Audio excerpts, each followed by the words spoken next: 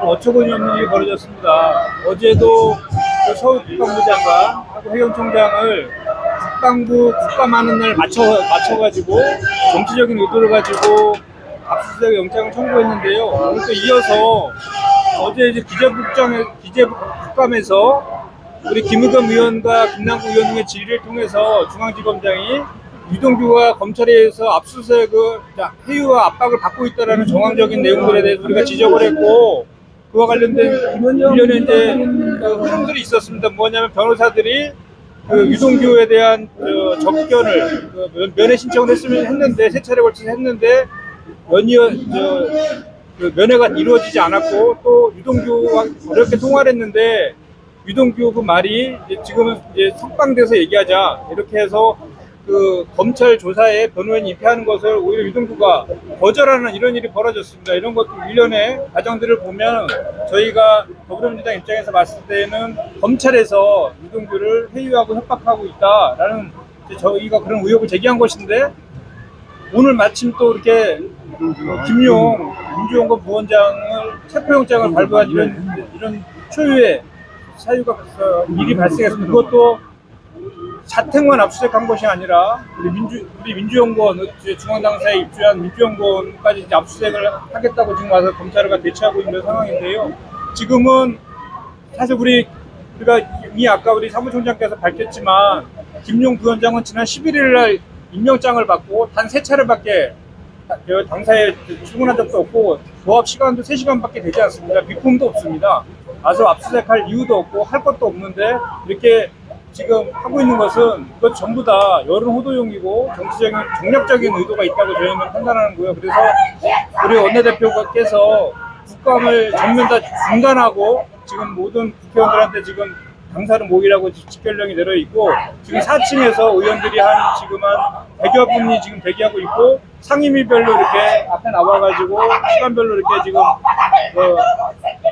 압수수색에 대해서 우리 당사의 침입을 지금 막고 있는 그런 상황입니다. 그래서 조금 전에 우리가 확인된 거는 7시까지 입자가 돌아갈 것이라고 저희가 들었는데 야간 압수수색 영장까지 지금 또 발부받았다고 합니다. 그래서 언제까지 있을지는 저희가 좀 더 지켜봐야 될 거고요. 야간에 몇 시까지요? 그것까지는 아직 모르겠고 이제 그러면 지금 윤석열 잠깐 조금만 조용해져요. 윤석열 정부 들어설 때 저희 서울의 소리는 예상을 많이 하고 지금 강력 대응으로 나가고 있는데, 민주당이 앞으로 윤석열 정부는 검찰 쿠데타라고 볼 수밖에 없는 상황이거든요.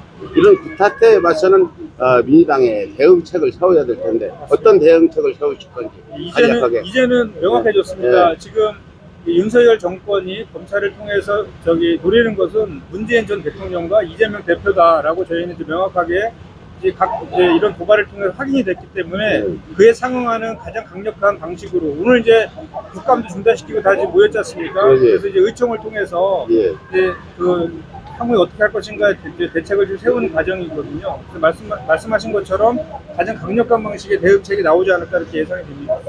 하여튼 민주당이 강력하게 나감으로써 우리 주변에서는 당원들이랑 국민들도 용기를 얻고 힘을 얻어서 함께 갈 수 있으니까 절대 굴복하지 마시고, 심지어 상황이 윤석열 대통령의 생각은 전두환보다 더 독재적이고 무능하고 오만하고 하늘이 점재준 사람이라고 생각하는 사람이나 뭐든지 하려고 할 거예요. 여론도 의식하지 않는데 거기에 이제 당 지도부나 우리 의원님들이 좀 거기에 대응책을 세워서 또 우리 국민들이 어떻게 해야 될지 이런 행동 요령도 좀 미리 내줬으면 좋겠다. 가능할까요?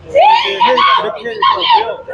저희가 이제 검찰 출신 대통령이 되었을 때 검찰공이 될 것이라는 우려를 많이 했잖아요. 그게 지금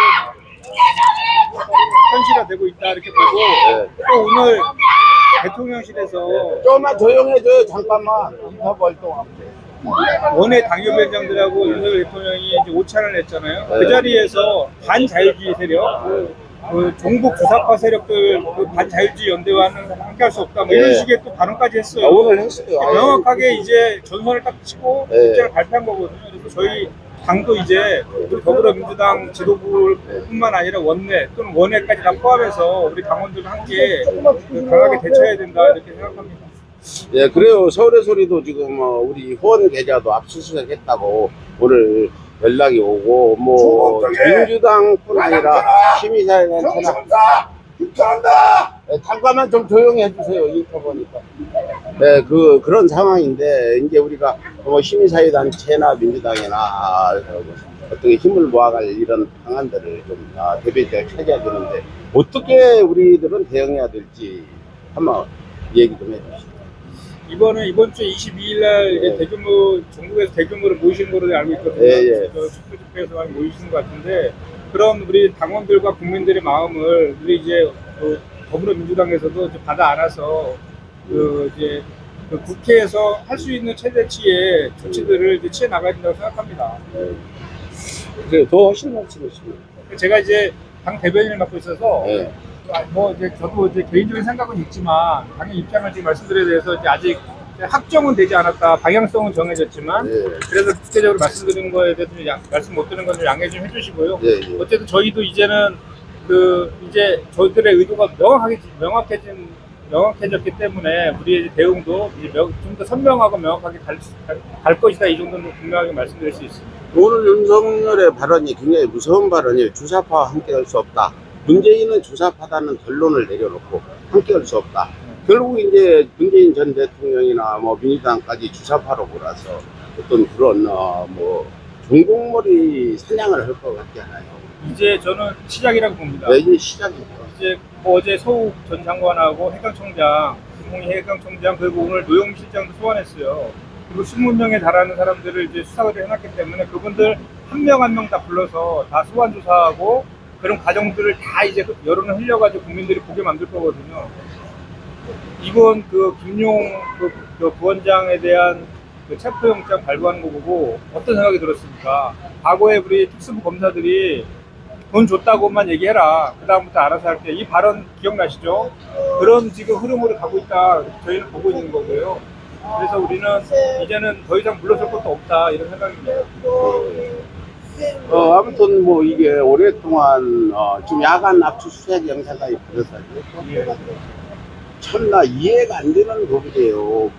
지난 대선에서 거의 비슷한 득표를 한 야당 대통령 후보인데 과거에는 이런 일이 있을 수도 없고 있었지도 않았는데 윤석열은 정말 말도 안 되는 정치를 몰라서 정치 도의조차 지금 이렇게 져버리는 거 아닙니까?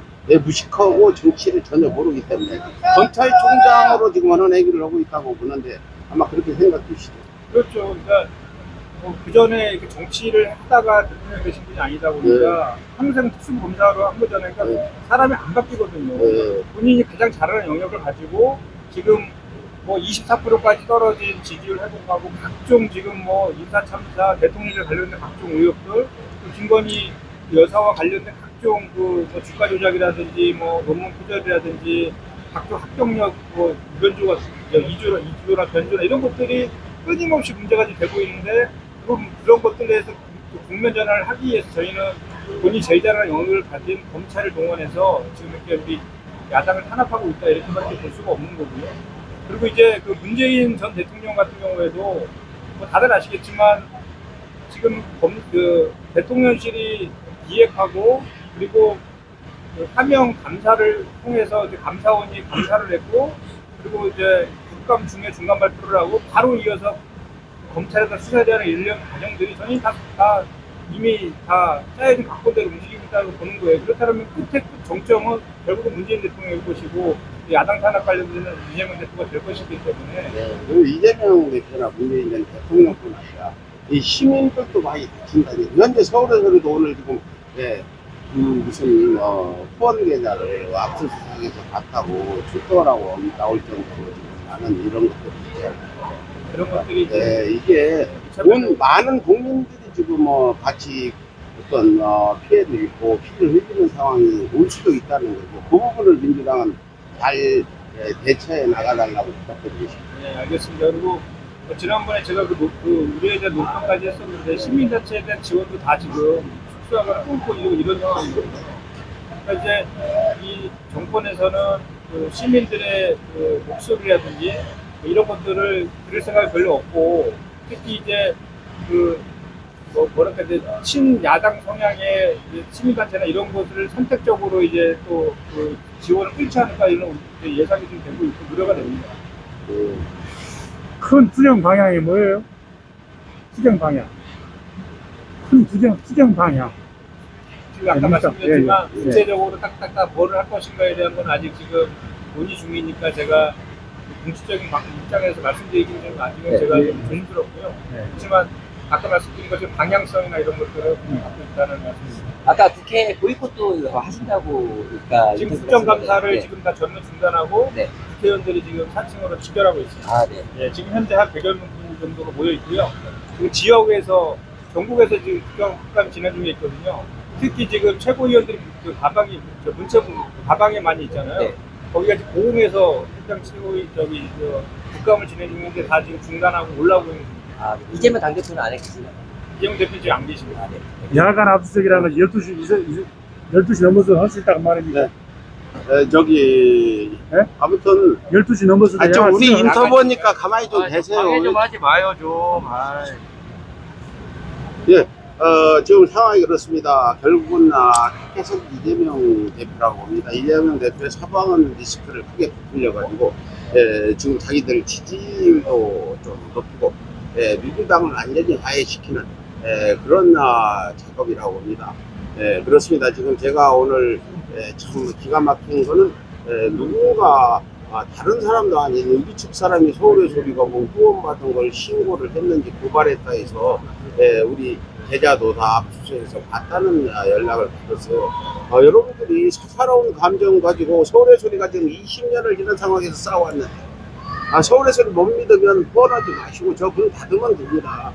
이렇게 서로 사적인 감정에 싸우지 말고 뭐 싸우고 있는 모든 사람들한테 얘기하는 게 누구 편을 드는 건 아니지만 이런 상황에서 우리는 이런 상황을 예측하고 단단히 준비를 지금 해나가고 있는데 그냥 즐기듯이 집회해가지고 뭔가 윤석열 정부와 맞서 싸운다는 생각하는 분이 계신데 그건 순진한 생각이 아니에요. 윤석열은 박근혜보다 5배 10배 어려워요. 보세요. 지금 이런 일이 벌어지죠. 뭐 우리 예상을 했죠. 이 정도 이재명 대표를 칠 거다는 예상을 했는데 이렇게 빨리 국감 중에 칠 수 있는 건 지금 모든 지시는 지금 윤석열이 내리고 있다. 한동훈을 통해서 윤석열과 김건희가 공동으로 민주당 압수수색이나 이런 것들을 세우고 있다. 특히 이런 압수수색 같은 건 윤석열보다는 김건희 머리에서 나왔을 거다. 한동훈과 김건희의 작품이다 이렇게 보는 거죠. 이런 와중에 여러분들이 우선 강적이 왔으면 사사롭다고 볼 수는 없고 어떤 분들은 큰일이라 생각하지만 아무리 지금 대한민국에 우리 진보 측에 누가 나쁘다 하더라도 윤석열보다 더 나쁜 사람 없다고 생각해요. 윤석열 김건희보다는 우리 여러분들 힘 모아서 서울의 소리를 고발한 사람이 누군지 모르겠지만 정말 저희 일 접고 싶을 정도로 오늘 충격이 큽니다. 예.